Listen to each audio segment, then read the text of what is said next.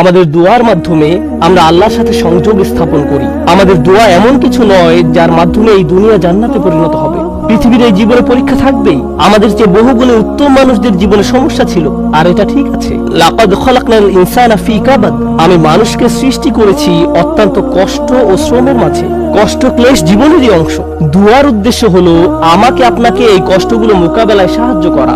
আর কখনো ভুলে যাবেন না যে আল্লাহ আমাদের সাথে আছেন। আল্লাহ আজ্জা ওয়া জাল্লা আমাদের সেসব মানুষদের অন্তর্ভুক্ত হওয়া থেকে রক্ষা করুন যারা ঈমান হারিয়ে ফেলে। আল্লাহ আজ্জা ওয়া জাল্লা আমাদের মর্যাদা দান করুন এবং আমাদের এই কথা স্মরণে রাখতে সাহায্য করুন যে মানুষ আপনাকে অপমানিত করতে চাইবে, যেভাবে তারা মরিয়ম সালামুল আলাইহাকে অপমান করেছিল।